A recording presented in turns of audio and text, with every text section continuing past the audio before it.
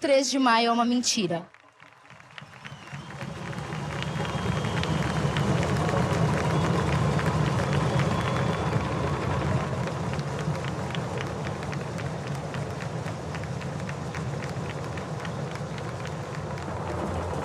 De maio, 1º de abril, nessa história negro não caiu. E viva zumbi, nessa história negro não caiu.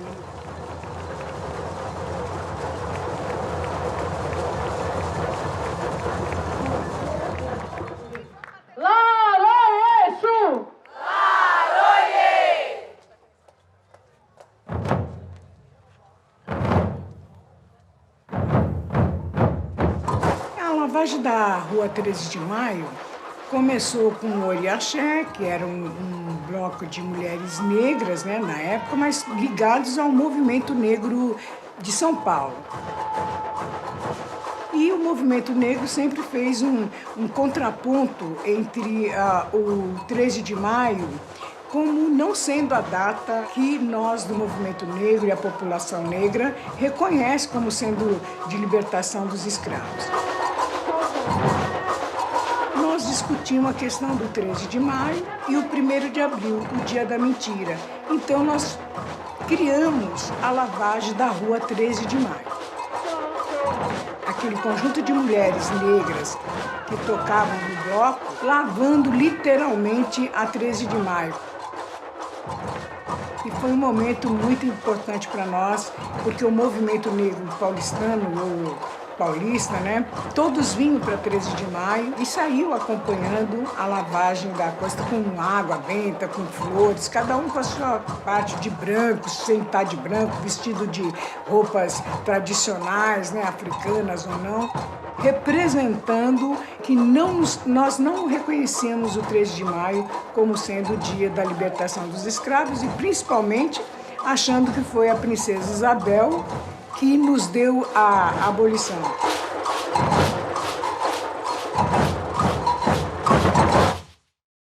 Estamos aqui para ocupar esse território e ocupar o que nos é negado historicamente. São 331 anos em que a população preta, diaspórica, sequestrada em navios negreiros, reivindica pelo nosso lugar de direito, reivindica por lugares de fala. Na verdade, o ILU faz essa lavagem há muito tempo, iniciando quando o Oriaxé já fazia, né? A gente deu continuidade a esse projeto que foi até a Kika de Becém, que é a presidente do Oriaxé, que iniciou. E a ideia também é enfatizar essa questão do 13 de maio, né, dessa falsa libertação, também trazer o cunho religioso, que também tem essa questão da intolerância, né? A data de 13 de maio não nos representa. Assim como esse governo fascista nunca nos representará. 13 de maio é uma farsa. É uma revolta. Quero saber como é que foi o dia seguinte, 14 de maio, em que os negros ficaram desamparados, sem ter o que fazer, sem eira nem beira. Abolição inconclusa. Os negros e negras que saíram da senzala levaram um pano para se cobrir, um pão para se alimentar e um pedaço de pau para se proteger. No dia 14 de maio, nós tínhamos uma legião de negros, negras, crianças, sem educação, sem terra, sem trabalho, sem nenhum tipo de ação afirmativa, de assistência que pudesse colocá-los também no projeto de desenvolvimento da nova nação que viria a acontecer com a proclamação da República. E é justamente por causa desse 13 de maio, desse dia da mentira, que a população negra continua ocupando um lugar que não é o seu lugar de merecimento, não é o seu lugar de justiça. Quando você não vê os negros impostos nos maiores postos de trabalho, isso é racismo para nós. A escravidão no Brasil foi, infelizmente, segue sempre uma tragédia. Foram mais de 4 milhões de negras e negros arrancados, sequestrados, do seu lugar de origem. A população negra nunca foi escrava, ela foi escravizada. Ela estava lá na África, eram reis e rainhas, inclusive, e vieram para cá nos navios negreiros, muitos morreram durante essa viagem tenebrosa e hoje a gente tenta, de alguma forma, buscar aquilo que a gente tem direito, buscar a nossa liberdade, que infelizmente ainda não existe de fato. Haja vista o genocídio da juventude negra. Diariamente, jovens negros são mortos pela polícia. São meninos como Ítalo, João Gabriel, João Vitor, em 10 anos aumentou em mais de 50% a morte de mulheres negras. como Cláudia Ferreira da Silva, Luana Barbosa, Maria Eduarda. Marielle Franco. Todo corpo negro vivo é o maior ato de resistência. Nas cadeias, a população negra é a grande maioria. Lombroso tinha um trabalho onde ele fazia medição de crânio e, a depender do tamanho do crânio, do nariz, dos lábios, enfim, ele construiu o homem criminoso e Nina Rodrigues traz isso para o Brasil e homens e mulheres negros são considerados criminosos, né? Bandidos, hoje a gente falaria potenciais, por conta da cor da pele e por conta da conformação física. E os negros ainda são considerados como criminosos, delinquentes potenciais. Abolição não existe, resistência sim. Nossa liberdade veio através dos nossos ancestrais, com muita luta, resistência e amor. Salve Gueredés, Levante Mulher, Marcha das Mulheres Negras. Palmares que nos representa, um quilombo que resistiu por 100 anos, onde as mulheres negras representavam sua base, assim como hoje eram protagonistas e lideranças dessas lutas. Na linha de frente do combate, salve Dandara! Salve! Salve Luísa Marim! Salve! Aqualtune! Salve! Acotirene! Salve! Suas lutas, força e coragem nos inspiram para seguir. O povo negro é protagonista da sua própria história desde o período colonial. Na verdade, quando ela assina a Lei Áurea, nós já temos poucos negros efetivamente escravizados, porque a luta abolicionista, né, que começa bem antes do período da aprovação da Lei Áurea, propicia que muitos negros e negras escravizadas fossem libertos antes ainda da Lei Áurea. Com a vossa libertação, chegaram os imigrantes europeus, em um projeto de Estado para embranquecer o país e acabar com a população preta. Isso nunca aconteceu, nem vai acontecer, porque estamos aqui, bem pretas e pretos, para desfazer esse plano horrendo. Certamente houve uma construção histórica, política, legislativa do racismo que a gente observa hoje. Só para falar de alguns pontos históricos, a gente tem, em 1824, o ato de império que impedia negros de estudar. Em 1850, a gente tem a edição da Lei de Terras, que proíbe negros de adquirirem terras. Após a proclamação da República, em 1890, 91, a edição do Código Penal, que criminalizava, por exemplo, a capoeira, que na verdade era uma forma de tentar evitar o ajuntamento de negros. Um outro artigo nesse código que diminuía a maioridade penal para 9 anos, exatamente para atingir aquele grupo de crianças que estavam na rua e que, por conta da abolição da escravatura e sem nenhuma ação afirmativa, estavam nas sarjetas desse país, né? Então a gente tem toda uma estrutura política e legislativa que leva os negros à completa marginalidade e exclusão da sociedade brasileira. Estamos aqui em todos os lugares, lutando com sangue nos olhos, gritando com a boca bem grande para conquistar nossos direitos. Batendo nossos tambores, defendendo a nossa cultura, mantendo nossa religião, existindo e existindo. Não temos o que comemorar, e sim lutar. Não vão nos calar! Não vão nos calar! Não vão nos calar! Não vão nos calar! Manifestamos aqui também toda combate a luta dos povos indígenas, os verdadeiros donos dessa terra, que possamos lutar juntos por nossos direitos. Caô, Cabecilé, Xangô! Caô! E Lua Bateria.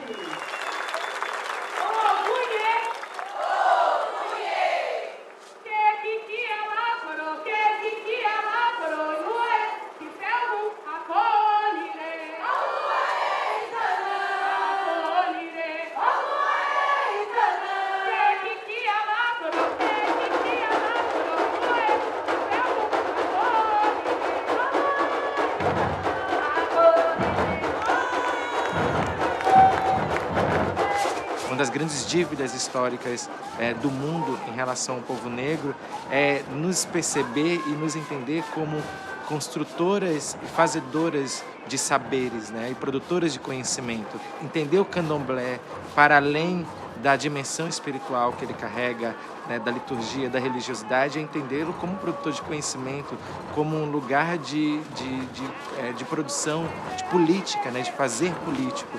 E isso eu estou falando especificamente sobre o candomblé, mas isso se estende a todo o registro da negritude na diáspora e anterior à diáspora, em África também.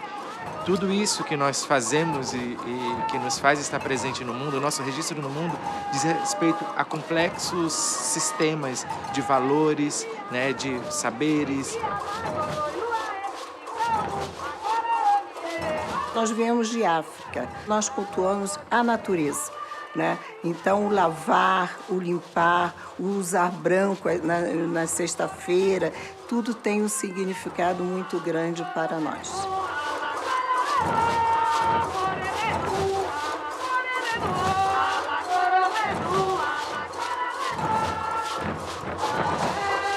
A gente acredita que quando a gente faz a lavagem, a gente está trazendo os orixás, a gente realmente está fazendo uma limpeza, né?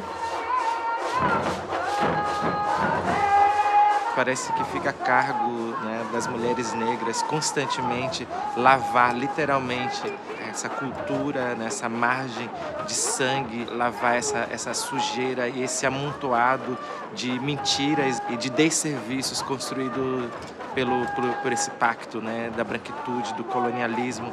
Então eu vejo essas situações de lavagem, especial a lavagem do Ilu na 13 de maio, a escadaria da 13 de maio, como um processo realmente de purificação, de tentar expurgar, de fazer escoar, de desencrostar, né, tirar as crostas desse pacto de civilização perversa moldado sobre os corpos negros.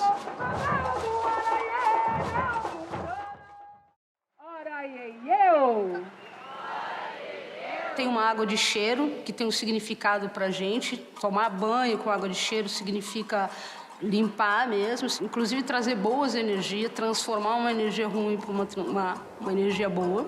E, né, a história da escravidão é uma história, infelizmente, tão ruim quanto o Holocausto, por exemplo, né? Essa água é rezada, ela tem várias ervas, né? É uma água sagrada mesmo. Salve a deusa do ouro! E elas trazem, né, a quartinha, que é um outro elemento que vai a água dentro, que é um outro elemento do candomblé importantíssimo, né? Quem carrega as quartinhas são as mulheres. Tem pessoas que vão para pegar o axé mesmo. Quem sabe disso, que significa, por exemplo, a água de cheiro, vão realmente também para se banhar disso.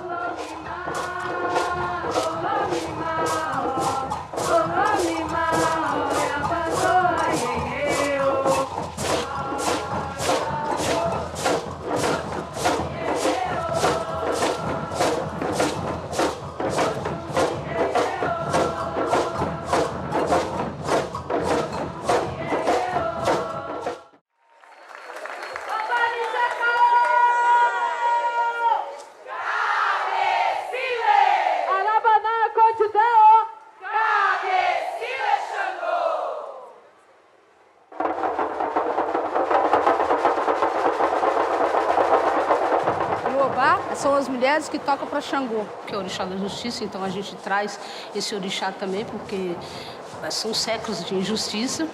Então tem um cunho religioso, tem um cunho político e tem um cunho histórico. E a história ser revelada de uma maneira verdadeiramente por nós que ocupamos essa data e esse local que as pessoas necessitam e têm que saber a real história do 3 de maio.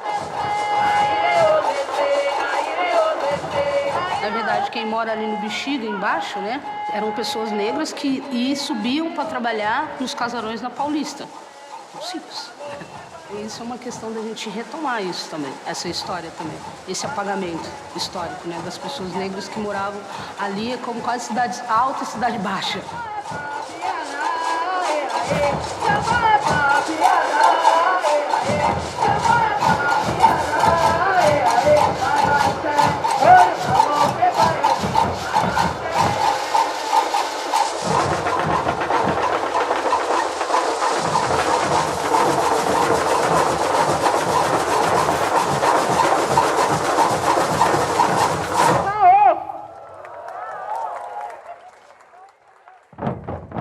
De uns 4, 5 anos para cá, a população negra chega mais. Então se identifica com aquilo e acredita, putz, se essas mulheres todas estão aqui tocando tambor, por que não a gente, que somos negros, herdeiros disso, não participar disso e recontar isso? Eu sinto que tem uma participação e um olhar para isso.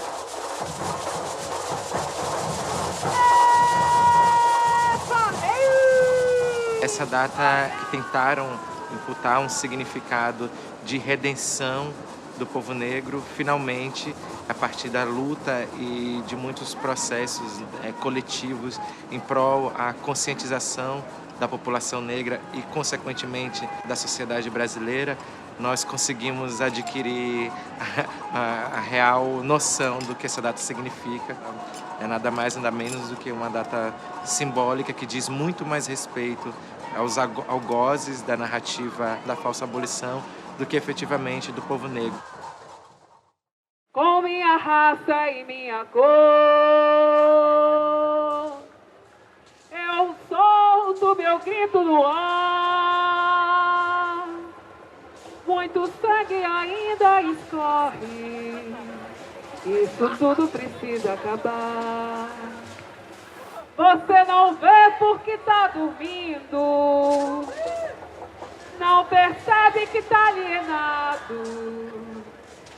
Eu tô de olho aberto, o quilombo não tá no passado.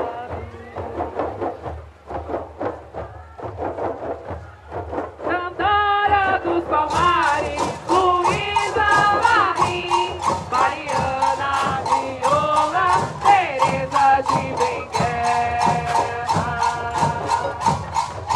Não sou rainha do lar, é melhor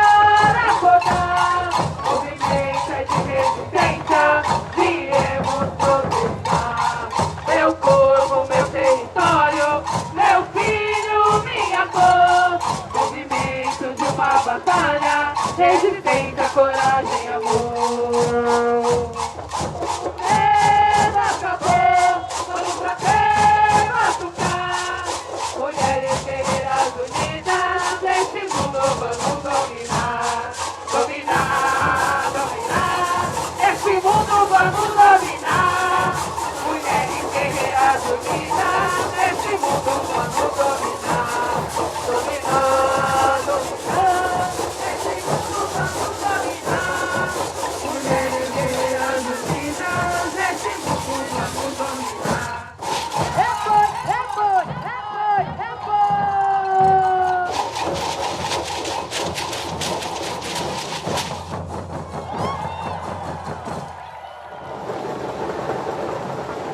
Uns 3, 4 anos para cá, a Escola de Samba Vai-Vai se junta também com a gente, que é bem bonito isso.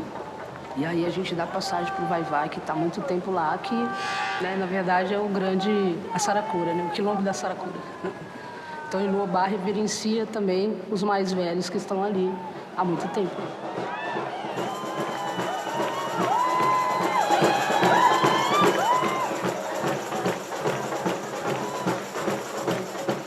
A lei aqui não vinga, a tinta é Lei número 3.353, de 13 de maio de 1888. A princesa imperial regente, em nome de Sua Majestade o Imperador Senhor Dom Pedro II, faz saber a todos os súditos do Império que a Assembleia Geral decretou e ela sancionou a lei seguinte. Artigo 1º. É declarada extinta, desde a data desta lei, a escravidão no Brasil. Artigo 2º. Revogam-se as disposições em contrário.